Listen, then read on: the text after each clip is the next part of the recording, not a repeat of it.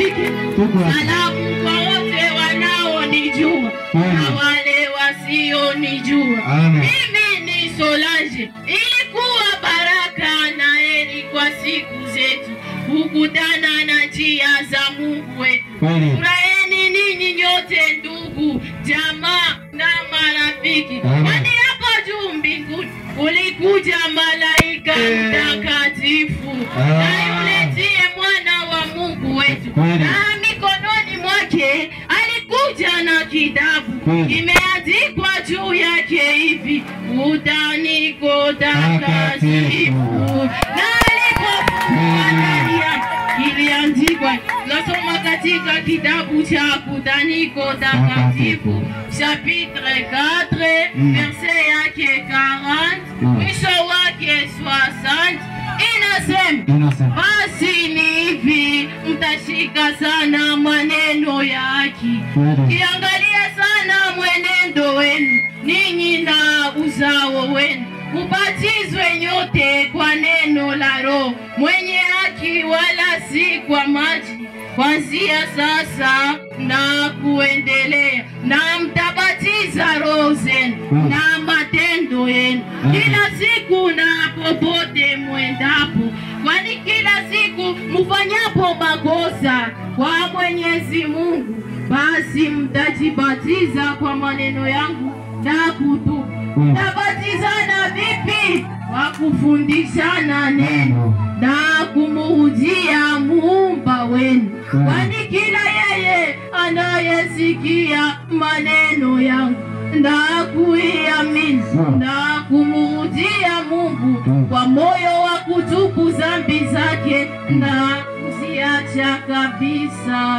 na kushika mwendo pamoja nami, basi huyu amebatizwa tayari. Na msifikiri kwamba mtu ubatizwa siku moja tu, hapana, kwani wakati mtu usikiliza neno la Mungu kwa wingi, ndipo uachana na tabia zake mbaya, kwa sababu mtu ni mgumu kwa kutenda mema, ila ni mwepesi kwa kufanya mabaya. Muwe wafanyakazi wa Mungu katika roho wa usalama, wala si wa faraka, kwani mali pa kutwapo faraka.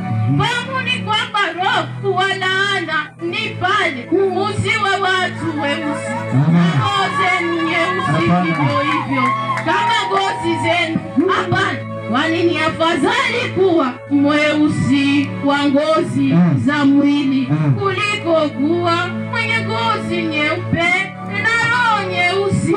Badilisheni kuishi kwenu, kwani mumeishi vibaya kama watu wa taifa la uharibifu. Tazama mbinguni katika Bwana Mungu wako ni vizuri kuliko kujisifu kuwa mtumishi wa Mungu na ukuwa unafanya maovu. Angalieni sifa zenu kwa jambo lisilo na faida, kwani kila aonaye faida za sifa duniani wa jambo la maana kwake ataibishwa kabisa. Na heri yeye aliye mtulivu wa kuogopa Mungu wa mbinguni, kwani yule atapewa utukufu na Baba aliye juu. Ninasema ni vema kuogopa kwanza Mungu aliyewaumba, kwani yeye anayemwogopa Mungu ataheshimu kila mtu na vilivyo vyake. Ila yeye asemaye kama anaheshimu watu na huku hamuogopi Mungu, fahamu kwamba huyu ni mdanganyi na mkorofi. Kwani mtawezaje kumuogopa Mungu na huku hamuheshimu kwanza wale mnaowaona? Basi mtafahamu kwamba kuishi na amani na watu ni jambo la maana sana kuliko kujisifu na kutaka kuwatawala kifikra ndugu zangu, kwani Mungu ni umoja, muungano na ushirika katika nuru ya kweli. Kwa sababu msipokuwa na muungano na ushirika katika roho ya salama kweli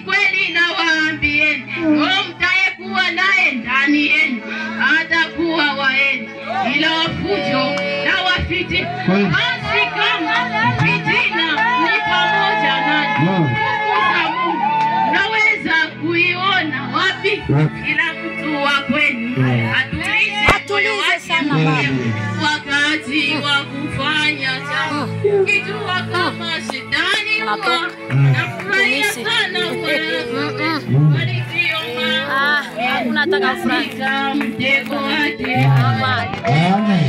Akili za haraka mara nyingi huwa zinafanya kwa watu walipika kabisa, na kama hamtakuwa watu wa unyenyekevu, nawaambieni kweli yatayowakuta yatakuwa mbaya kabisa. Usichafue utukufu wa Mungu kwa njia ya masemi yenu, wala kwa njia ya tabia zenu, kwani kila afanyaye hivi ana malipo yake kamili.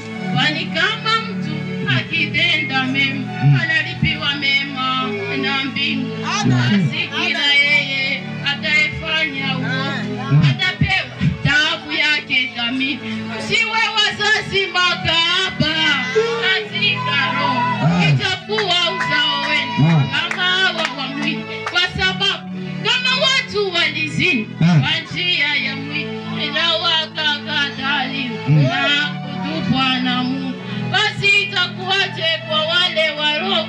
Itakuwa kilio na kusaga meno kwao. Mtaangalia sana kuomba kwenu. Wali wengi waliabudu sanamu za pesa, na wengine wakaabudu maji, wengine wakaabudu wanawake wao kwa sababu ya mali zao, na wengine wakajifanya kuwa wa kike na huku wao ni wa kiume kwa sababu ya mali. Na hao wote walikuwa naomba tu kwa jina la Yesu. Basi na ninyi muangalie, usije mkaomba kwa uongo, bali watu wanaomba kwa uongo. Wengi walijifanya wahubiri wa wizi, na mahubiri yao ilikuwa kuibia watu. Wengi walijenga makanisa ya tamaa zao wenyewe, na wakaleta fujo mno kwa makabila, lugha na mataifa. Na wengi wakafanya makanisa yao kuwa mbingu yao na mahali pa kiti cha enzi, na wakaifanya kuwa mafalme zao. Wakaweka ndani yao makanuni na masheria yao, na ilikuwa hivi wakachafua haki ulimwenguni kote. Najua kama habari za majini zilileta mauaji mengi kwa siku za makanisa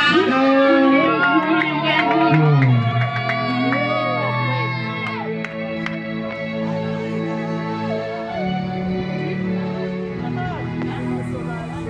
Watu walijibagua sana, na kila mtu alikuwa anaona kwamba dini yake ni mlango wa mbinguni kwa yeye. Kunayo madini mengi inayojiwazia kuwa na kweli ya ufalme wa mbinguni, na wengine wakagombanisha vizazi na vizazi na kusababisha maafa makubwa.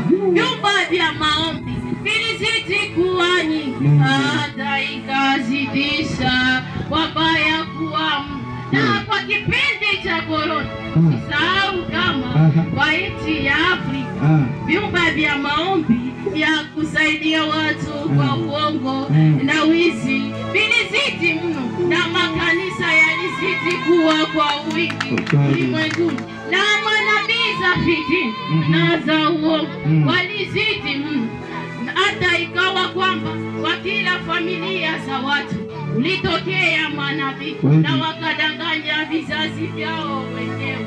Msisahau habari za siku zenu kwamba watu walizidi kuwa wabaya mno kwa sababu ya kuzidishwa kwa madini ulimwenguni kote. Na kwa nyakati zenu wana wenu wenyewe walikuwa njia ya kukutanisha watu na mashetani na kuzidisha miujiza za uongo kwenu. Kwani nyakati zenu ni nyakati ambayo watu wengi walitamani sana kuona miujiza, na kwa ukosefu wa neno la haki na nguvu za Mungu haikutenda miujiza tena kwa nguvu kama vile watu walivyotarajia.